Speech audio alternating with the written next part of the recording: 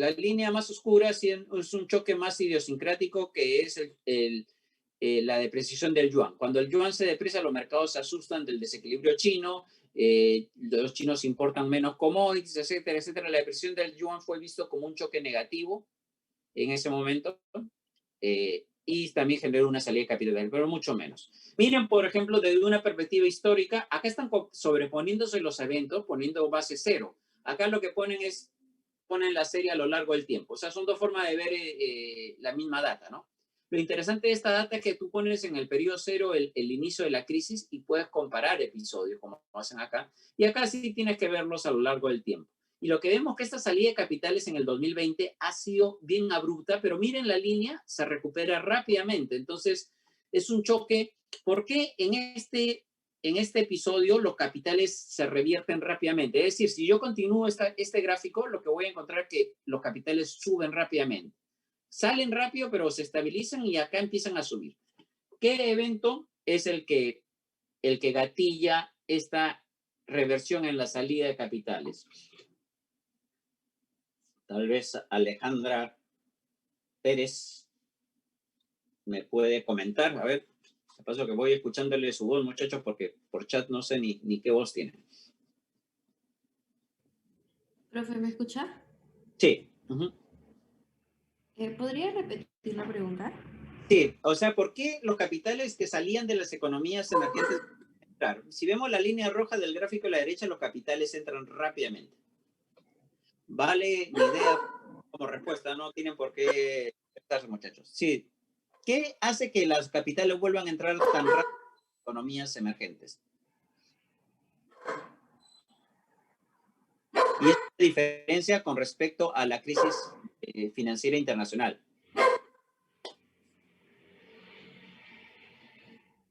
Si no, ¿sabe el problema? A ver si. Ya, bueno, si no se ocurre, no hay problema. Hay un evento. ¿Quién quiere ganarse medio punto? Si es que me lo dicen no por chat, sino por verbalmente. Quien hable primero se gana. Profe, el estímulo fiscal que salió a decir el MEF o algo que dijo Julio Velarde tal vez.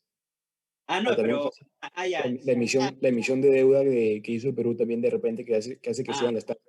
Buen punto, Sebastián, ¿no? Sí, profe. Ya. La primera parte estaba perfecta, pero sí, a ver. Sí, también considero que la inversión ha sido, al menos en lo que es el sector salud, ha sido importante. Sí, pero por ejemplo, ¿qué capital? Es que estos capitales son más, entran más por especulación. No son tanto, o sea, lo que dices es, o sea, dice Sebastián también, me dices uno por $3 millones y te lo compraron. Pero en circunstancias normales, hubiera pasado, por ejemplo, cuando empieza la pandemia, un poquito, tal vez no entraban. Ha habido un gatillador que ha hecho que lo que sí es cierto que Perú enfrentó la crisis con buenos fundamentos macro y había bastante liquidez en el mundo, entonces un bono de 3.000 millones, en el mismo momento que las aerolíneas querían colocar bonos y no podían, Perú pudo colocar un bono de 3.000 millones, eso es cierto. Pero hay una condición, Sebastián empezó bien, pero cuando dijo Perú, ahí igual tienes tu medio punto. Lo que hace para que los capitales entren no es un efecto de atracción, sino, ¿sí? Perdón. Podría ser también el hecho de cómo reaccionó el gobierno para contener las medidas de cuarentena impuestas automáticamente para contener la propagación del virus. O sea, expectativas de que se van a... Ojo que este gráfico es flujo de capitales a economías emergentes, no solo a Perú. Okay. Entonces, Profe, ¿podría ser que la FED bajó las tasas y entonces se hizo más atractivo invertir en países emergentes por mayores rendimientos? Esa es la respuesta más certera. Sí, eres Lucía, ¿no? Sí, Luciano. Sí, gracias. Esa es la más categórica, porque lo que dice Sebastián, en cierta forma, son los factores que uno puede, como economía emergente, atraer inversión, ¿no? O sea, puedes atraer inversión. Pero hay factores que hacen que los de afuera, hay factores pull y factores push. ¿no? No me acuerdo cuál es cuál, pero a lo que voy es los factores que atraen, que una economía emergente tiene para atraer la inversión y otros factores que hacen que la inversión salga de las economías desarrolladas hacia las economías emergentes. Y lo que dice Lucien es claro, lo que cuando la Fed anuncia mucho más rápido y el gobierno también, de que van a hacer políticas monetarias y fiscales expansivas, la respuesta esta vez ha sido mucho más rápida, a pesar de que tienes menos margen de acción, porque tienes tasa más baja, balances más elevados. Entonces, apenas la Fed anuncia eso, la aversión al riesgo se revierte rápidamente. Y este choque, la próxima clase, si quieren les muestro algunos gráficos, hace que los capitales, la línea roja empiece a subir rápidamente y más rápido que en la crisis financiera internacional, porque la respuesta política ha sido más rápida. Acá simplemente unos datos adicionales, gracias a Lucien, gracias a los que han participado. Acá tenemos la deuda emergente, por ejemplo, tanto en moneda extranjera, la deuda que emite Perú en dólares y la deuda que emite cualquier país en su moneda. Por ejemplo, Indonesia en rupias emite más deuda en rupias que en dólares, cosa que era impensable hace 20 años. O sea, que un país emergente emite en su propia moneda es algo que no era pensable hace 20 años. Hoy en día Perú tiene muy buena porcentaje de su deuda emitida en soles y muchos tenedores extranjeros tienen deuda en soles. Es decir, hay mucho más confianza en varias monedas de las economías emergentes y en la posición fiscal de las economías emergentes para que un inversionista de afuera compre un bono denominado en la moneda de ese país. Como le digo, hace 40 años o 30 y tantos años, comprar un bono emitido por el gobierno en soles, primero que el Perú no emitía bono porque estaba fuera de los mercados financieros internacionales. Argentina estaba en crisis. Entonces, eso que ven ahora normal que un país emergente emita deuda en su moneda y la compre un inversionista extranjero es algo poco frecuente. Ha sido algo poco frecuente, digamos, de una perspectiva histórica. Pero, por ejemplo, como ven, México tiene más deuda en moneda local que en moneda que en dólares, ¿no? Hungría debe tener un poco en euros y el resto en su florín. Argentina sí todavía tiene mucha deuda en moneda extranjera porque obviamente su vulnerabilidad externa es bien grande, ¿no? Argentina ha pasado de un tipo de cambio de hace 3, 4 años de 4 pesos por dólar a 70 pesos por dólar. Entonces, si tú eres un tenedor de bonos que tenías, un extranjero que tenías un bono en pesos, el poder adquisitivo de ese bono, cuando lo redimas o lo vendas, vas a poder comprar mucho menos dólares. Entonces, cuando uno compra un bono en moneda local, lo que hace el gobierno es transferirle el riesgo cambiario al inversionista. Es decir, tú juégate con el tipo de cambio. Yo como gobierno estoy calzado porque mis ingresos están en soles y voy a redimir el bono y pagarlo el valor facial en soles. El inversionista es el que está descalzado porque él tiene ingresos en dólares y está comprando un activo en soles, ¿no? Entonces se transfiere el riesgo cambiario. Estos gráficos así se los he puesto, he picoteado nomás el reporte de abril para que vean información que pueden. Miren también episodio de qué es lo que más compran los inversionistas extranjeros. Más que acciones, lo que se compran son bonos y en particular bonos soberanos de los gobiernos. Miren la cantidad en este gráfico de deuda de título de renta fija que compran los inversionistas extranjeros. Mucho más que la bolsa. En el caso peruano, la bolsa es pequeña, la bolsa emergentes o de América Latina son relativamente pequeñas, pero sí los inversionistas compran bonos y en particular bonos de economía de gobiernos, ¿no? También puede ser de empresas. Pero entre renta fija y renta variable, lo que vemos es que los inversionistas afuera compran más título de renta fija. Y acá ven un gráfico de cómo han sido las entradas y salidas de capitales en los episodios. Miren cómo los flujos de capitales entraban bastante fuerte antes de la crisis subprime y de ahí salieron. Acá también volvieron a entrar después de la medida de la Fed y con el tapering vuelven a salir. Y cada vez aparentemente después vuelven a entrar. Y estas entradas últimas han sido pequeñas si las comparamos con las entradas de 2006 y 2011, 2012. Y acá a la derecha tienen cómo entran los capitales por países. Obviamente que para hacer esa data tienen que tener información macro de todos los países y procesarla. Y entonces hay alguien que ya hace un chambón para ustedes, digamos, si ustedes quieren interpretar la realidad, ver variables macro, hay alguien que ya las procesó esas variables. Difícilmente no va a haber una información que ustedes necesiten que alguien haya trabajado. Entonces siempre hay que saber googlear, saber buscar, saber qué fuentes hay. Acuérdense que para la información macro del día a día está el Trading Economics, Reuters, Bloomberg, para información de más, una visión más estructural, digamos, de coyuntura, pero bueno, de estructural en el sentido de fundamentos, pueden ver estas publicaciones del fondo. Acá, acá más temas, por ejemplo, lo importante que es tener reservas internacionales, porque mientras más reservas internacionales tienes, miren, esta es una relación negativa. Mientras más reservas internacionales tienes, lo que vas a tener es que cada vez tu spread soberano sobre tu bono en soles va a ser menor.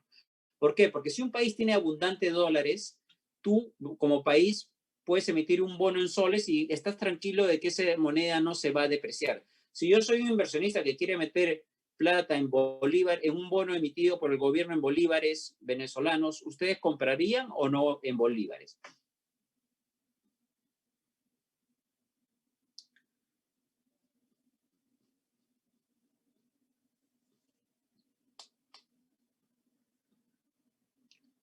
A ver, ¿alguien compraría bonos en bolívares?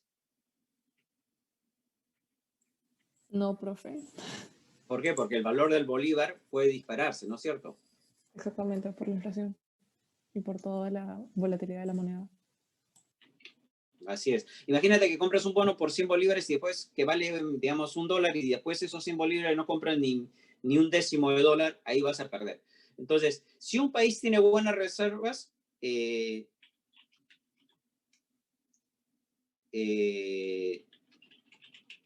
si tiene bastante reserva, hay una tranquilidad de que el tipo de cambio va a estar estable. Entonces, a ver. Profe, disculpe. Lo que vemos es, entonces miren la línea amarilla. La línea amarilla dice, si yo tengo menos reservas, el rendimiento de los bonos va a subir. Yo voy a estar asustado de que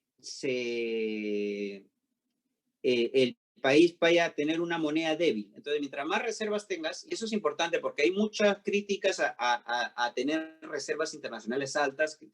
Se considera muchas veces que es un dinero ocioso, pero en verdad no es solamente plata del banco, es plata de los gobiernos que depositan en el Banco Central, pero las reservas que se inmovilizan son en cierta forma un seguro, y un seguro no lo debes tener comprometido. Y lo que permite eso es básicamente, al tener bastantes reservas, es que la gente que emite un bono en soles tenga la posibilidad de financiarse más barato. Entonces, hay un efecto colateral de tener altas reservas, no solamente que un país va a enfrentarse a las islas de capitales, sino que el financiamiento del sector privado también puede ser mucho más asequible en su propia moneda.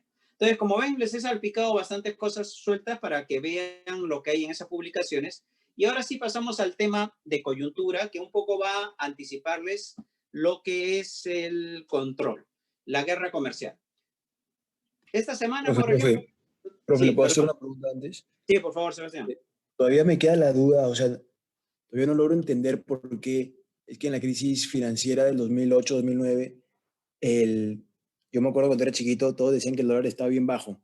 En esa época creo que estaba en 2.60, 2.80, creo. ¿Cuál es la razón fundamental de que en esa crisis el dólar se haya depreciado y en esta crisis el dólar se haya apreciado?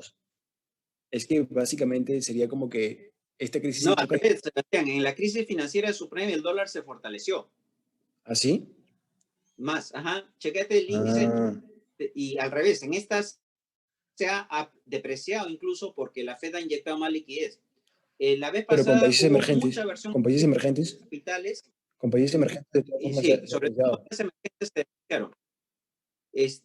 Te paso el índice DXY y ahí se ve, ahora se los paso después, el DXY, cómo se movió en la crisis financiera y en esta crisis. El DXY es una canasta del dólar respecto a monedas, pero son básicamente desarrolladas, pero también tiene algo de emergentes, y lo que vemos es que el dólar, que es tu pregunta que se te ha quedado en las clases anteriores, sí, la Fed actúa más rápido esta vez, la aversión al riesgo cae y eso hace que el dólar se debilite, ¿no? ¿Por qué? Porque la gente ya no tiene que refugiarse en dólares. Y más o menos. Sí, profe, sí. Tenía los datos mezclados entonces. Gracias, gracias. No, ahora te voy a pasar un gráfico, justo lo he hecho por otro motivo, ahí te lo paso, se los paso para que vean. Entonces, la aversión al riesgo con la crisis subprime hizo que paradójicamente los capitales regresaran al país que era el origen de la crisis, que era de Estados Unidos. Suena raro, pero el dólar se aprecia, los capitales regresan a Estados Unidos por salida de capitales hacia activos seguros. Bueno, entonces, ¿qué ha pasado en la semana? Les envié por WhatsApp. Con lo que envío por WhatsApp y no cuelgo en el Blackboard, no va a entrar en los controles por si acaso. Ha salido una noticia sobre la guerra tecnológica que China la va ganando, otra sobre que Vietnam está subvaluando su moneda y Estados Unidos, y eso lo conté el primer día de clase, pero reitera lo mismo. También el desacoplamiento que hay en la cadena de suministros en China, y eso lo vamos a ver ahora, justo el tema de la guerra comercial. Y hoy día salió ayer en la noche, en la tarde salió una noticia que la Unión Europea ha impuesto aranceles a importaciones de acero inoxidable proveniente de China, Indonesia y Taiwán, diferente tasa para cada país. Y eso nos da pie a hablar de un tópico que, como lo repito, es de coyuntura, que es la guerra comercial, que ya es coyuntura desde el 2018, cuando empieza Trump a poner sanciones a China y a otros países, y que parece que va a seguir por un tiempo más, ¿no? Incluso Biden ha recogido un poco esta bandera de que hay que negociar o imponerse a China en estos temas comerciales. Entonces, el tema va a estar ahí y justo voy a aprovechar para contarle dos cosas que van a tener que ver en parte con el control y de ahí pasamos al solucionario del control y ahí termina la clase de hoy. Primero, el déficit bilateral entre China y Estados Unidos. Ustedes lo han mencionado bien. Miren, este es el dato del 2017. Disculpen que no lo haya actualizado. El 2018 casi la misma historia. Miren el déficit que tiene Estados Unidos con China. China le exporta la línea ploma y le importa a Estados Unidos solamente la línea naranja. Con México también tiene déficit, pero no es tan grande. Con Canadá también más o menos equilibrado. Con Alemania parece grande, pero si ven los ejes no es tan grande como con China. Y con Japón es estable. Esos son los países. Taiwán también tiene superávit con Estados Unidos. Vietnam también. Y Estados Unidos, desde la época de Ronald Reagan, estableció la facultad. Uno dice, sí, existe el Fondo Monetario, existe la OMC, pero bueno, Estados Unidos dice, yo voy a evaluar la performance cambiaria de mis países, de los países con los cuales tengo déficit y yo puedo ver si México manipula su moneda, Alemania manipula su moneda aunque no la tenga, Canadá, China, etcétera. Y yo evalúo a esos países si es que están manipulando la moneda. El Fondo Monetario ya tiene sus propios estudios sobre su evaluación cambiaria o no, pero a pesar de eso, bueno, el Estados Unidos mira también de costado a las publicaciones del fondo para ver si es que técnicamente hablando hay subvaluación o no. Entonces, lo que vemos en un inicio es que Estados Unidos tiene un super déficit con China. Es el más grande de todos, más de 350,000 millones de dólares. O sea, casi el 50% del déficit de Estados Unidos es con China.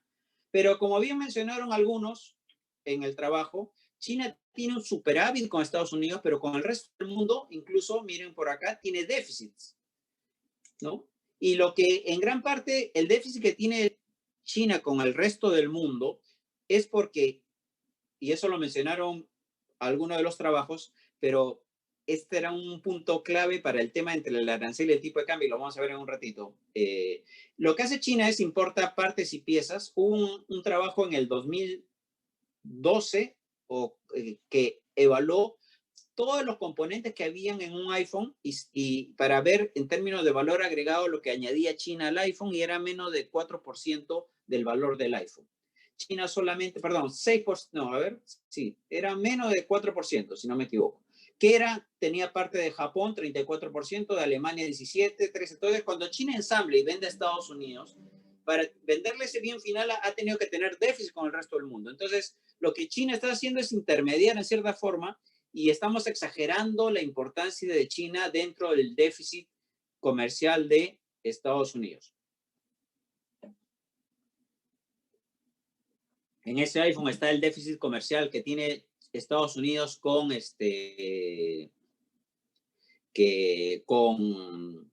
Corea, con Taiwán, con Japón y no solamente con China. Y acá está el famoso gráfico del iPhone y por eso les di la lectura de Krugman para que vean el efecto iPhone, que es bastante conocido. Bueno, pero otro punto importante es... Profe, ¿sí? disculpe por interrumpirlo, pero queda No, un minuto de la sesión. Ya, entonces cuando se cuelgue, en 5 minutos reempezamos. Ya, por favor, volvemos a contactar. No sé si es necesario volver a enviar el link. Sí, No sí. creo, ¿no? No, ya, sí se debe crear otro, pero lo envío. Ya, bacán. Gracias. Cuando se cuelgue, entramos en 5 minutos, ¿ya? De un déficit comercial es que un país está gastando muy por encima de su ingreso. Y eso lo vemos en la siguiente filmina. Para que Estados Unidos tenga un déficit, quiere decir que su inversión es mayor que su ahorro, pero otro país tiene que tener superávit. Y entonces, esta carátula de Economy me parece súper sugerente. ¿Cuál es el problema del superávit de China? ¿Que los chinos ahorran mucho o que Estados Unidos gasta demasiado y ahorra poco? Entonces, tal vez podríamos decir que no solamente es un tema meramente comercial, los fundamentos de exceso de gasto de Estados Unidos también se reflejan en la balanza comercial. Entonces,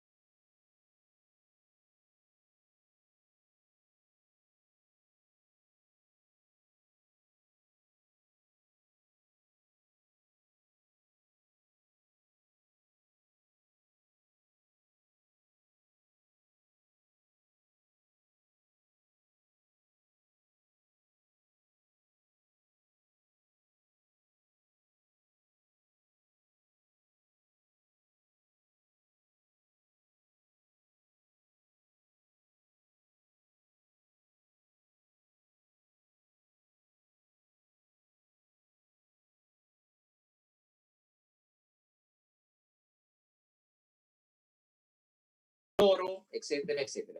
Ese tema lo vemos en el último día de clase, que el ciclo pasado fue fuera de cronograma. Y bueno, el Fondo Monetario estimaba en el 2018 que la economía mundial podía crecer un punto menos si venía la guerra.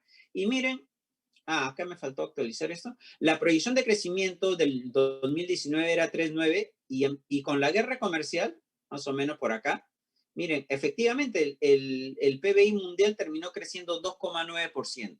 Puede ser por otros factores, puede ser por el Brexit, pero lo que vemos es que efectivamente lo que inicialmente se proyectó como un crecimiento de 3,9% para el 2019 terminó siendo un crecimiento de 2,9%.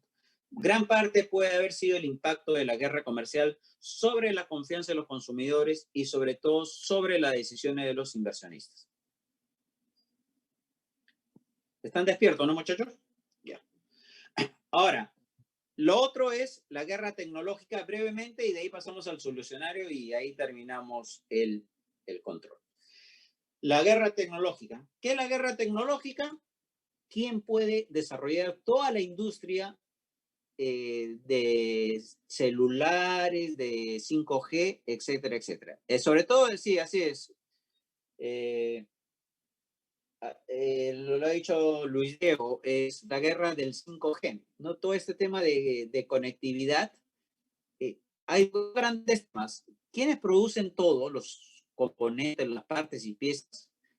¿Quién desarrolla los softwares? Y sobre todo, ¿quiénes desarrollan esta tecnología 5G? Por ejemplo, para desarrollar la red de 5G, Reino Unido ya había acordado con Huawei y con empresas chinas desarrollar la tecnología usando la 5G con las inversiones chinas. Y de un momento a otro, Reino Unido ha dicho que ya no va a ser con China, sino posiblemente va a ser con empresas norteamericanas. Entonces, lo que hay es una guerra tecnológica no solamente sobre balanza comercial, quién vende más, quién vende menos, sino probablemente lo que hay es una cosa más de fondo y más estructural. ¿Quién gana esta guerra por la tecnología? Y para que tengan una idea, por ejemplo, miren, Estados Unidos, este dato del 2017, pero este es dato del 2019. Estados Unidos produce casi la mitad de los semiconductores del mundo, pero Estados Unidos consume 25% no más de los semiconductores del mundo. ¿A quién le vende el resto? Posiblemente a China, para que desarrolle todos sus productos tecnológicos. Entonces, si hay una guerra comercial, lo que va a hacer es que la cadena de suministro se bloquee y posiblemente los que vendían a Huawei insumos y partes ya no le puedan vender las empresas norteamericanas. Y los norteamericanos van a tener que venderle a Japón algunas cosas y los japoneses vendérselo a China, porque si no, la cadena de suministro va a interrumpirse. Entonces, hay un tema de corto plazo que es que los norteamericanos producen semiconductores mucho más allá de lo que ellos necesitan para producir. Por lo tanto, o una de dos, o las empresas que están en China regresan a Estados Unidos y se abastecen de semiconductores en Estados Unidos, o en su defecto, los chinos, por su lado, empiezan también a producir semiconductores. Entonces, la guerra tecnológica, esta guerra que hay ahorita de la tecnología tiene dos cosas. El problema es la cadena de suministros, y la otra es que en el mediano plazo se desacoplen los mercados. Que China empiece a desarrollar, como está desarrollando hoy en día, un montón de investigación para desarrollar todos los productos que ahorita puede importar de Alemania o de Estados Unidos y ser autosuficiente, ¿no? Porque miren, China está ahorita reventando el mundo con patentes, gastando mucho más que Estados Unidos en inversión y desarrollo. Obviamente Estados Unidos tiene mucho más desarrollo tecnológico, pero los chinos están avanzando rápidamente. Y los chinos necesitan desarrollar la tecnología porque la productividad, el crecimiento de China ya no va a venir por la abundante mano de obra, sino tiene que venir por el lado de la productividad. Ya la mano de obra no da más para ser un motivo de inversión. Mano de obra barata, en todo caso hay en otros países, pero la mano de obra china en muchos casos está siendo ya más cara que en Europa emergente. Entonces China necesita de la tecnología. Y lo que puede hacer Trump es bloquearle ese desarrollo tecnológico, pero es paradójico porque si se lo bloqueas, lo estás obligando a desarrollar su propia industria de semiconductores y probablemente lo vas a hacer independiente. Entonces, eso es lo que se habla en la noticia que les puse al comienzo de la clase, que puede haber un desacoplamiento entre mercados. China produciendo todo y apoyándose tal vez de Japón y el sudeste asiático, y por otro lado Estados Unidos produciendo todo con Reino Unido y Europa, y hacer mercados que se llaman desacoplados, ¿no? Desacoplamiento de mercados. Es un poco absurdo porque obviamente la competencia es beneficiosa para todos, pero en esta guerra de que quién quiere sobrevivir, por eso se llama una guerra, esta guerra tecnológica tiene visos bastante complicados y de mediano plazo. Al final, probablemente quienes se afectan es la productividad global del mundo, porque los desarrollos tecnológicos de Estados Unidos van a quedar, no van a ser insumidos por otros agentes y van a ser como feudos de conocimiento que no va, mientras menos efectos spillovers o chorree, digamos, el conocimiento sobre otras economías y sobre otras empresas, este desarrollo de productividad va a ser más lento. ¿Más o menos, muchachos?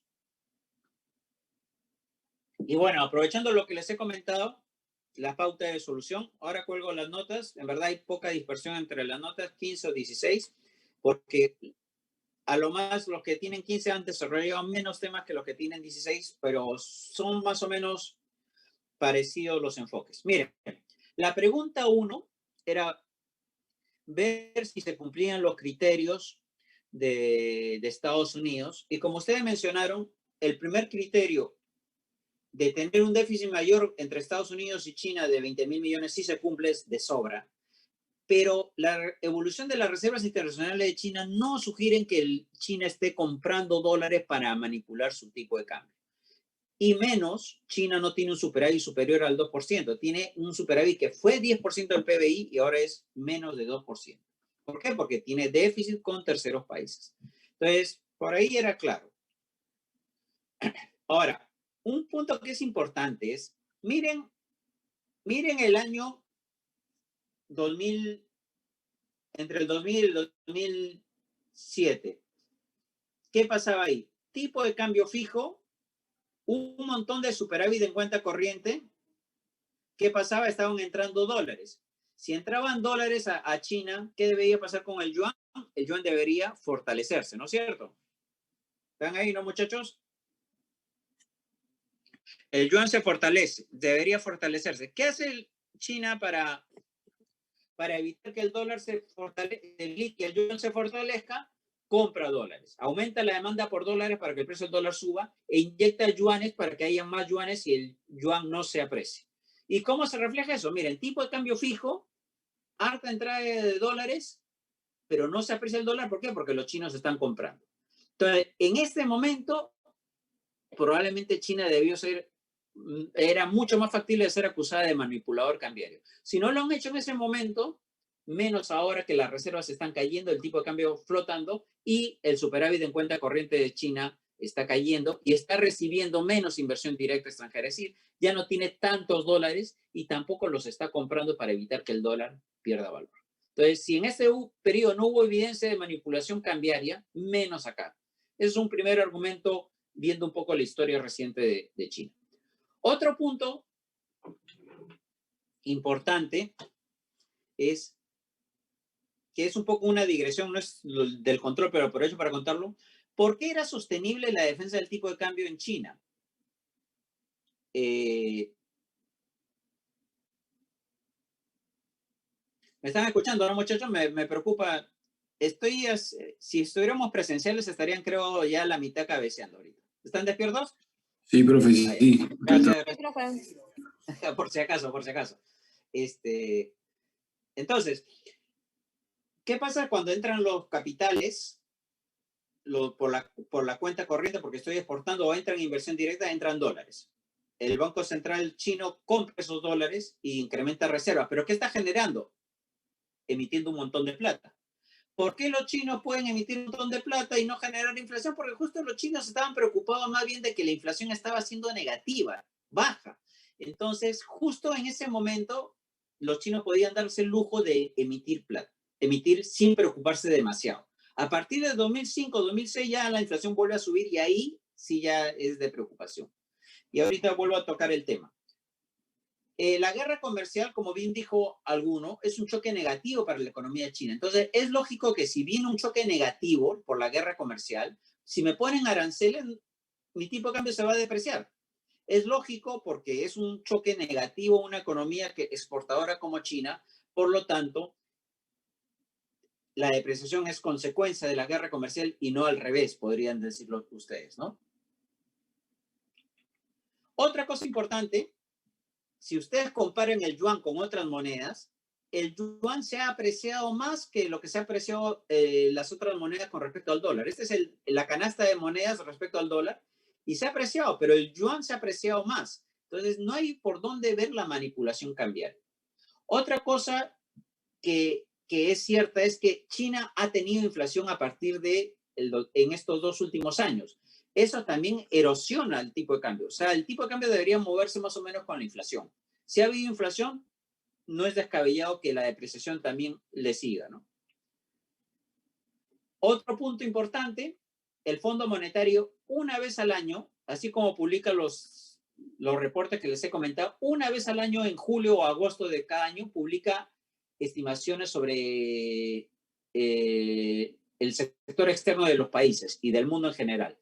Y estima si el tipo de cambio chino está subvaluado o no. Y el tipo de cambio real, no el nominal, el real, de acuerdo con el Fondo Monetario, dice que el tipo de cambio debe estar entre menos 12 y más 8. Una subvaluación de menos 12 o una subvaluación de 8. Un rango amplio, pero refleja que si sacamos el punto medio, prácticamente los chinos no tienen una moneda subvaluada en términos reales. Entonces, digamos, podría ustedes como asesora del gobierno chino decir el Fondo Monetario es, entre comillas, el árbitro técnico y usemos el argumento del fondo y digamos que el fondo dice que no hay subvaluación significativa, ¿no? El otro tema que les decía, no echemos la culpa solamente, no vemos el lado comercial solamente, sino el lado de los desequilibrios macro y decir que Estados Unidos casi endémicamente es una economía que tiende a gastar más que su ingreso y es lógico.